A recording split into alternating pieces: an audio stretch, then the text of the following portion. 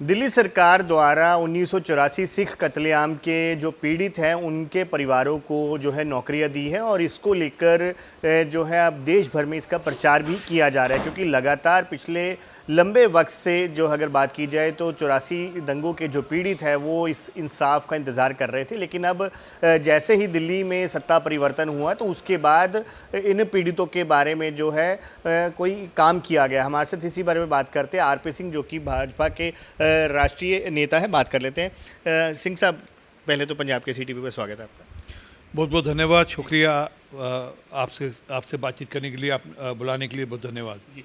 Sir, कैसे देखते हैं कि जब रेखा गुप्ता की सरकार बनी दिल्ली में, उसके बाद 84 के जो पीड़ित हैं उन्हें इंसाफ मिला, मानते हैं अब पूरा इंसाफ मिल रहा है? देखिए, इंसाफ की लड़ाई वैसे अभी लंबी है। सज्जन कुमार को 2 केसेस में सजा हुई, अभी तीसरा केस चल रहा है, टैटलर को सजा होनी बाकी है। 40 साल तो मुझे खुद निजी तौर पर हो गए लड़ाई लड़ते लड़ते, और ये अभी लगता है लंबी लड़ाई चलेगी। मतलब हो सकता है मैं जीवित रहूँ न रहूँ, परंतु मैंने तय कर रखा है कि मेरे बच्चे इस लड़ाई को लड़ेंगे। मैंने अपनी बिटिया को वकील बनाया इसलिए ताकि वह मेरे बाद इस लड़ाई को लड़ सके। ये जो इंसाफ की लड़ाई है, हाँ, जहाँ तक राहत की बात है उसमें आभार है रेखा गुप्ता जी का, आभार है सिरसा जी का, जिन्होंने पार्टी ने जो काम किया था, जो वादा किया था, उसको पूरा किया।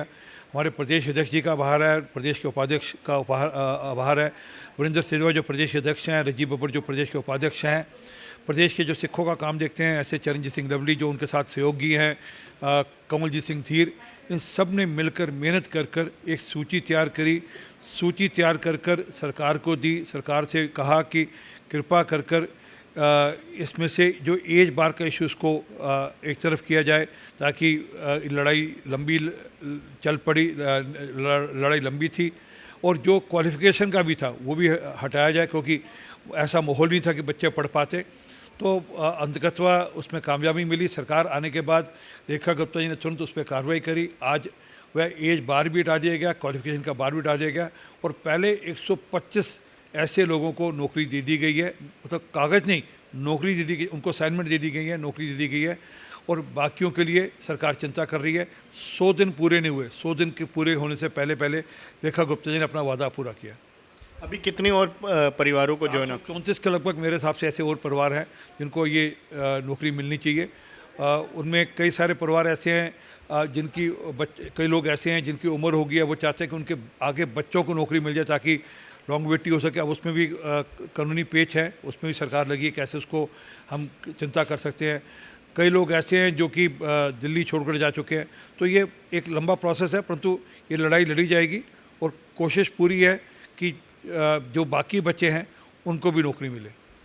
सिंह साहब, ऑपरेशन सिंदूर हुआ, उसके बाद कई तरह के बयान भी सामने आए, चाहे विपक्ष की बात हो, लेकिन अपनी ही पार्टी के, भाजपा के ही पार्टी के लोगों ने कई इस तरीके के विवादास्पद बयान दिए, जिसको लेकर पार्टी को काफ़ी खरी खोटी भी सुनने को मिली विपक्ष से। किसी ने किसी अति उत्साह में कोई बयान दिया तो पार्टी उसके बयान के साथ नहीं है। पार्टी ने उनको हदायत भी दी है, और प्रधानमंत्री मोदी जी ने भी बड़ा स्पष्ट कहा है कि हमको बहुत संयम के साथ इस सब में बोलना है और कहना है। परंतु ऑपरेशन सिंदूर तो कामयाब ऑपरेशन है। अब कुछ लोग उसको आज भी कामयाबी इसकी कामयाबी मानते नहीं, वो आज भी प्रश्न उठा रहे हैं। विपक्ष ने तो यहाँ तक कह दिया कि ऑपरेशन सिंदूर फेल हो गया। उन्होंने यहाँ तक कह दिया कि ऑपरेशन सिंदूर से क्या लाभ हुआ ये बताइए, कितने लोग मारे गए इसकी सूची दीजिए। तो अब इस बार तो आर्मी ने, एयरफोर्स ने वीडियो बनाकर वो प्रेजेंट किए हैं, परंतु फिर भी क्योंकि इनको देश की सेना पर विश्वास नहीं है, इनको पाकिस्तान पर ज़्यादा विश्वास है, इसलिए इस प्रकार की बयानबाजी चलेगी। परंतु ऑपरेशन सिंदूर अभी जारी है, और जब तक हम एक एक आतंकी को ख़त्म नहीं कर लेते जब तक ये ऑपरेशन जारी रहेगा। जी। सिंह साहब, पंजाब के सीनियर नेता रहे और पूरे देश की राजनीति में भी उन्होंने अहम रोल निभाया। सुखदेव सिंह ढींढसा का निधन हुआ, उसके बारे में क्या? ढींढसा साहब का जो जाना मेरे लिए निजी तौर पर एक लॉस है। लगातार उनका आशीर्वाद, उनका स्नेह, उनका प्यार, उनसे गाइडेंस हमको लगातार मिलती थी। जब तक वो दिल्ली में थे 15 दिन में उनके यहाँ जाना होता था, उनसे चीज़ें समझना होता था। पंजाब को लेकर, सिक्खी को लेकर जो इश्यूज थे, सब्जेक्ट थे, उसमें स्पष्टता मिलती थी, इतिहास का ज्ञान मिलता था, और उसमें सब पक्षों के लोग आते थे उनके घर पर। ये नहीं कि एक पक्ष के लोग, उसमें मनजीत सिंह जीके भी रहते थे, मनजीत सिंह सिरसा भी रहते थे, बाकी पक्षों के लोग भी उसमें रहते थे, मैं खुद जाता था। और हम सब बैठकर उनकी गाइडेंस में हम क्या क्या अच्छा कर सकते हैं पंजाब के लिए, इसकी चिंता करते थे और निरंतर वह पंजाब के लिए सोचते थे। जी सिंह साहब, 19 तारीख को लुधियाना में उपचुनाव है, लुधियाना वेस्ट सीट के लिए, लेकिन भाजपा की ओर से अभी तक अपने उम्मीदवार का भी ऐलान नहीं किया गया, पर 2 दिन का वक्त रह गया है कि नामांकन की प्रक्रिया खत्म हो। कोई बात नहीं, अगले 24 घंटे का इंतजार कीजिए, आपको एक बढ़िया नाम मिलेगा जो कि इस पर चुनाव जीतेगा। कोई लोकल कैंडिडेट होगा क्या? ऑब्वियसली वहीं का लोकल कैंडिडेट ही होगा, पार्टी बाहर से तो किसी को लाने से नहीं, लुधियाना का ही कोई कैंडिडेट होगा। बहुत बहुत शुक्रिया जी बात करने के लिए।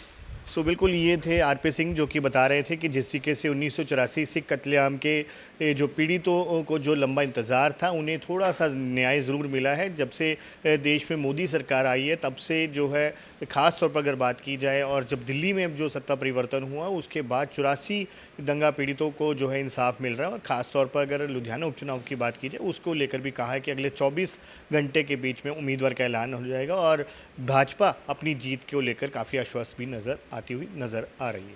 वीडियो जर्नलिस्ट कुलजिंदर सूद के साथ अंकुश महाजन, पंजाब केसरी टीवी, चंडीगढ़।